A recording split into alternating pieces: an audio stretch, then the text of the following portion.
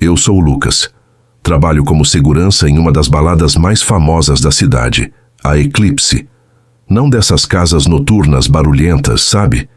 A Eclipse tem um ar mais clássico, meio gótico até. Veludo vermelho, lustres antigos, espelhos por todo lado. Durante o dia é só mais um prédio bonito no centro.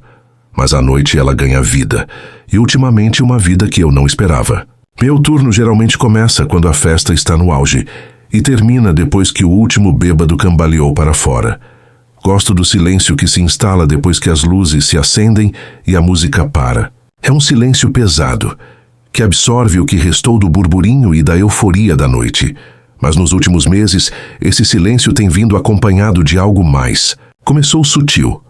Eu estava fazendo a ronda de rotina, conferindo as portas, as janelas, e jurava que ouvia uma música baixinha, quase inaudível, vindo do salão principal. Não era a música eletrônica de antes, mas algo mais antigo, melancólico, como um jazz tocado num vinil velho. Eu balançava a cabeça, pensando que era o cansaço ou o eco dos graves que ainda vibravam nos meus ouvidos. Mas o som se repetia, noite após noite, sempre por volta das 3 da manhã, depois que todos já tinham ido embora. Uma noite, enquanto eu passava perto da pista de dança vazia, vi um flash no espelho enorme que cobre uma das paredes. Não um reflexo meu. Era uma forma, borrada, como se estivesse se dissolvendo na escuridão. Parecia dançar, um movimento lento e arrastado. Meus pelos arrepiaram. Eu pisquei e esfreguei os olhos e o espelho estava lá, limpo, refletindo apenas a luz fraca das luzes de segurança. Cansaço, Lucas, eu disse a mim mesmo. Pura exaustão. O frio na barriga, porém, começou a ser meu companheiro de turno. As coisas escalaram. Uma semana depois eu estava no bar limpando as garrafas quando ouvi um copo cair. Um som cristalino que ecoou no silêncio da casa, mas não quebrou. Olhei para o balcão e lá estava ele. Um copo de martini virado de lado, rolando lentamente até parar na beirada. Ninguém estava por perto. Eu engoli em seco, peguei o copo e o coloquei de volta. Não tinha sentido. O pior aconteceu na última quinta-feira. Eu estava no andar de cima, no mezanino, onde ficam os camarotes VIP. De repente, a temperatura caiu uns 10 graus. Eu podia ver minha própria respiração. E o cheiro era como flores velhas, murchas, misturado com algo doce e doentio. Minhas pernas ficaram bambas. Olhei para baixo, para a pista vazia, e juro por Deus, vi uma mancha escura na área onde eu tinha visto o reflexo no espelho. Era como uma sombra densa que se movia lentamente, como se estivesse flutuando. E então eu ouvi um sussurro. Não era um murmúrio indistinto, mas uma voz clara e fria que parecia vir de dentro da parede. Era um nome. Isabela. Eu congelei. Isabela, quem era Isabela? Nunca ouvi esse nome na balada. Meu coração batia tão forte que achei que fosse pular do meu peito. A sombra no espelho pareceu se condensar por um instante e tive a impressão de ver olhos fixos em mim, vazios, mas cheios de uma dor antiga. Eu não corri. Não consegui. Fiquei ali preso pelo medo até a sombra se dissipar tão rápido quanto apareceu e a temperatura voltar ao normal. Aquele nome, porém, ecoava na minha cabeça. No dia seguinte, cheguei mais cedo para pesquisar. Fui ao gerente, um sujeito mais velho, que está aqui desde que a casa abriu. Perguntei sobre acidentes, sobre histórias antigas. Ele hesitou, me olhou de um jeito estranho, mas acabou cedendo. Teve uma moça, ele começou com a voz baixa. Há uns 30 anos, uma dançarina. Chamava-se Isabela. Ela caiu do mezanino, bem onde você estava, sabe? Dizem que foi um acidente, mas nunca ficou muito claro.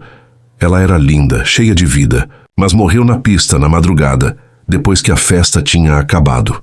Ele fez uma pausa, os olhos fixos em um ponto distante. Alguns dos seguranças antigos diziam que ela nunca foi embora de verdade, que o espírito dela ainda dança aqui às vezes. Eu não disse nada, não precisei. Agora eu sei o que vejo, o que ouço e o que sinto. O turno da noite na Eclipse nunca mais será o mesmo. Cada rangido, cada sombra me faz pensar nela, na Isabela, e na música antiga, melancólica, que só eu pareço ouvir. Às vezes me pergunto se ela está apenas procurando companhia, ou se há algo mais sombrio, mais sinistro, por trás daqueles olhos vazios que senti me observarem. Antes do próximo relato, por favor, curtam o vídeo e se inscrevam no canal. É grátis e ajuda muito. Bicho, vou te contar uma parada que aconteceu comigo e uns camaradas da firma. A gente trabalha com demolição e reforma, saca? E um tempo atrás, pintou um serviço para derrubar um hospital antigo no interior da Bahia. Não vou falar o nome da cidade, tá ligado? Vai que, sei lá, né? Vai que alguém daqui da região lê e reconhece o lugar. Melhor não dar brecha. Chegamos lá e o lugar tava um caos. Anos e anos abandonado. Poeira para todo lado, um cheiro de mofo misturado com sei lá mais o quê. Talvez remédio velho e podre. A gente começou a fazer a limpa, tirando os entulhos, móveis enferrujados, maca que parecia ter saído de filme de terror, cadeira de médico toda rasgada. Uma sujeira absurda, mas até aí, trampo normal, coisa de obra. No primeiro dia, já perto de ir embora, quando a luz do fim da tarde começava a deixar tudo meio sombrio, um dos caras jurou ter visto um vulto escuro passar correndo num corredor. Outro disse ter ouvido um sussurro longe, como se alguém tivesse chamando um nome. A gente zoou, né? Cansado, a cabeça começa a inventar coisa, todo mundo sabe. Só que nos dias seguintes, a zoeira começou a diminuir. As paradas continuavam. Mais vultos que pareciam desaparecer no ar, portas que rangiam sozinhas com o vento. Pelo menos era o que a gente tentava acreditar e falava para disfarçar o medo. E aquela sensação constante de ter alguém observando, sabe? Em algumas salas, o ar parecia mais pesado, gelado, mesmo com o calorão da Bahia lá fora. Teve um dia que o Serjão, um dos mais cascudos da equipe, ficou branco que nem papel depois de dizer que ouviu soluços abafados, como se alguém estivesse chorando baixinho numa sala que a gente tinha certeza que estava vazia. Aí chegou o último dia, o dia da foto. A gente sempre faz isso, junta toda a equipe antes da demolição para ter uma lembrança e usar como propaganda da firma. Nos reunimos na frente do hospital, um bando de cabra macho sujo de poeira e suor sorrindo para a câmera. Batemos a foto e fomos embora, aliviados por ter terminado aquela bagaça sinistra. Uns dias depois, o cara da gráfica mandou a foto revelada. A gente estava olhando, rindo das caretas, quando o Marcão apontou para um canto da foto e perguntou: "Quem é esse cara aí atrás?" Mano, juro por Deus, todo mundo viu. Não tinha ninguém mais ali na hora da foto além da nossa equipe, e na imagem bem no fundo dava para ver um cara alto, magro, com a pele de um branco doentio. O rosto dele era perturbador. Olhos fundos, um semblante sofrido, meio deformado, sei lá, dava um medo da porra só de olhar. Ninguém da equipe conhecia aquele sujeito, e a gente tinha certeza absoluta de que ele não estava lá quando a gente tirou a foto. Era impossível. Depois que a poeira baixou e o terreno estava limpinho, o seu Jairo, o dono da firma, mostrou a foto para um senhor que tinha trabalhado naquele hospital por muitos anos. O velho olhou para a foto, arregalou os olhos e ficou mais pálido que o fantasma da foto na hora. Ele reconheceu o homem. Disse que era um dos últimos pacientes a ser internado ali. Um cara que tinha uma doença grave e acabou morrendo. A história que ele contou gelou o sangue da gente. Parece que faltou médico naquele dia. Ou rolou alguma negligência e a família nunca teve uma resposta clara. Abafaram o caso na época, mas o hospital nunca mais foi o mesmo. Acabou fechando por causa das péssimas condições e um monte de denúncia. Bicho, até hoje eu olho para essa foto e sinto um arrepio na espinha. A gente nunca mais foi o mesmo depois desse serviço. Juro, tem coisas que a gente não consegue explicar. E essa foi uma delas. Por isso que prefiro não dar meu nome verdadeiro. Vai que essa história atrai alguma coisa, sei lá, né? Medo de perturbar o que já tá quieto ou pior, o que não tá. Obrigado por ler meu relato aqui, Alquimista Sobrenatural. Um forte abraço para você e para todos os inscritos do canal e para todos que estão ouvindo. Eu sou o Marcão, motorista de aplicativo aqui de Campinas. Rodo à noite pra caramba. Pego cada perrengue nessa estrada que você nem imagina. Mas nada se compara ao que eu vivi na semana passada, lá na chácara dos meus pais, no interior. Juro por tudo que é mais sagrado. Até agora eu tô com um frio na barriga quando lembro daquela noite. E olha que eu sempre fui o descrente da turma, aquele que só acredita vendo. Mas o que eu vi, ou melhor, o que eu senti e não vi, Mudou tudo. O primeiro problema de uma série, começou com a luz do pátio. Uma lâmpada boba, daquelas com sensor de movimento, que simplesmente não parava de acender. Eu estava lá de boa lendo um livro na sala, já era quase 1 da manhã, e a luz lá fora, puf, acende. Eu olhava pela janela e nada, só o escuro lá fora. Aí apagava. 1 minuto depois, puf, de novo. Começou a me irritar profundamente. Pensei, não, de novo essa merda de sensor com problema. Já era a 3ª vez que trocava essa lâmpada em 2 meses. Meus pais tinham viajado, eu estava sozinho na casa grande da chácara, no meio do nada. E aquele pisca-pisca na madrugada estava me tirando do sério. Levantei, já puto, e fui até a cozinha. Olhei pela janela que dava pro pátio, nada. Só o mato alto balançando de leve com a brisa da noite. Deve ser um gato, um gambá, sei lá, murmurei tentando me convencer. Mas a luz não parava. Acendia e apagava, acendia e apagava. Eu precisava resolver aquilo. A solução na minha cabeça era óbvia. Ir lá fora e dar uma olhada. Se fosse bicho, eu espantava. Se fosse o sensor, eu dava uma batidinha, tentava ajeitar a porcaria. Peguei a lanterna do celular e fui. O ar da noite estava gelado, aquele cheiro de terra molhada e mato invadindo as narinas. O pátio é grande, com umas árvores antigas que fazem umas sombras bizarras quando a luz da rua bate. A cada passo, sentia a grama úmida sob meus chinelos. Cheguei perto do poste da luz que ficava bem no meio do pátio. A lâmpada estava acesa agora, fixa. Olhei ao redor, mirei a lanterna do celular para as moitas, para o canto do muro, para debaixo da árvore mais próxima. Nada. Nem sinal de bicho. Que porra é essa? Murmurei. Quando eu ia levantar a mão para bater no sensor, a luz apagou, de repente, e não foi um piscar. Foi um escuro total, absoluto. A lâmpada, que estava acesa, simplesmente morreu. E meu celular com bateria cheia também apagou na mesma hora. A lanterna foi junto. Fiquei ali parado no meio do pátio, no breu completo. Não dava para ver a palma da mão na frente do rosto. Um silêncio pesado caiu sobre a chácara, um silêncio que parecia absorver todos os sons, até o dos grilos. Meus olhos tentavam se acostumar, mas era inútil. Foi aí que senti. Uma respiração gelada, pesada, bem atrás da minha nuca. Não era vento. Era algo frio e denso me encarando. Um arrepio correu da minha espinha até os fios de cabelo. Eu paralisei. Não conseguia me mover. A garganta secou e cada batida do meu coração parecia um tambor ensurdecedor na escuridão. O medo, aquele medo primal que a gente só sente quando tá realmente fudido, começou a apertar. Eu sabia. Não era um gato. Não era o sensor. Era algo. A respiração gelada se moveu lentamente para o lado do meu ouvido. E eu juro que senti um cheiro. Um cheiro de terra molhada misturada com algo doce e pútrido ao mesmo tempo, como flores murchas e carne em decomposição.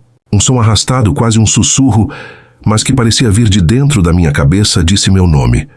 Baixinho, rouco, minha própria voz. Meu nome. E aí, Zé, eu senti. Um toque frio e pegajoso no meu ombro. Leve, mas que queimou como gelo. Foi o suficiente. Destravei. Corri. Corri como nunca corri na vida, tropeçando na grama, sem ver nada, só querendo sair dali. A única luz que eu via era o portão lá na frente aberto. Era a luz da rua, fraca, amarelada, mas era luz. Eu podia sentir aquela coisa me seguindo. Uma presença escura e gelada a poucos metros. Os passos arrastados, um rangido de galhos secos atrás de mim, cada um me puxando de volta pro breu. Meus pulmões ardiam. O suor escorria pelo rosto, misturado com as lágrimas de puro pânico. Eu só queria chegar na porra daquele portão. Consegui. Passei pelo portão quase caindo. A luz da rua, mesmo fraca, era um alívio para minha alma. Uma salvação. Olhei para trás pro pátio escuro da chácara. Nada. Só as sombras das árvores balançando, mas o cheiro... o cheiro ainda estava no ar, grudado em mim, e o frio que não saía da pele. Eu sabia que não tinha sido um sonho. Fiquei ali ofegante, agarrado à grade do portão até o primeiro raio de sol aparecer, tingindo o céu de tons cinzas e expulsando o resto da escuridão. A luz do dia trouxe um pouco de coragem de volta, mas a imagem da escuridão total, daquela respiração na minha nuca e do toque no meu ombro ficou gravada. Agora, toda noite, antes de dormir, eu confiro as janelas 2 vezes. E a luz do pátio? Deixei sem. Não quero que nada me chame para fora de novo. Por quê, Zé? Eu sei que tem coisas por aí que a gente não vê, não entende, mas que podem te encontrar no escuro. E o pior, eu não faço a menor ideia do que era aquilo. E não quero descobrir. E você, depois dessa, ainda vai continuar duvidando? Sou Fabiano, mas todo mundo me chama de Fabinho. E o que vou contar agora, acreditem ou não, é a mais pura verdade. Não é história de assombração para boi dormir, nem lenda contada em roda de fogueira. É a coisa mais assustadora e inexplicável que já me aconteceu. E até hoje, me faz sentir um calafrio na espinha. Eu era motorista de aplicativo em Minas Gerais, no interiorzão mesmo. Daqueles lugares onde a gente conhece mais estrada de terra do que asfalto. E o sinal do celular some mais rápido que dinheiro no bolso. Um dia, pintou uma corrida longa. Longa de verdade. Umas 3 horas de estrada para levar um senhor a um vilarejo quase na divisa com a Bahia. O lugar tinha um nome indígena complicado que me fugiu da memória. Um daqueles vilarejos que você só alcança por uma estradinha vicinal, espremida entre uma mata tão fechada que parecia engolir a luz do dia. O passageiro era um senhor de uns 60 anos com uma expressão séria, quase pétrea. Calado que só. A gente trocou o básico. Boa noite. Tudo bem? Para onde o senhor vai? O resto da viagem foi um silêncio pesado, quebrado apenas pelo ronco do motor e o barulho do cascalho sob os pneus. Eu sentia um cheiro forte de terra molhada e, estranhamente, algo que lembrava folhas em decomposição, vindo da mata. O tempo começou a virar no meio do caminho. De repente, o céu escureceu de uma vez, um cinza chumbo que anunciava tempestade. Uma garoa fina logo virou uma chuva torrencial, daquelas que parecem cortinas d'água. Relâmpagos rasgavam o céu, iluminando a mata por frações de segundo, e os trovões, bicho, eles balançavam o carro inteiro. A estradinha, já precária, virou um rio de lama escorregadia. Eu ia no limite, as mãos grudadas no volante, sentindo o carro patinar a cada metro. Já tínhamos deixado a última fazenda muito para trás. Era breu absoluto. Meus faróis mal conseguiam cortar aquela escuridão densa. Foi aí que as coisas começaram a sair do controle. O carro deu umas engasgadas bruscas, como se algo estivesse roubando a força do motor.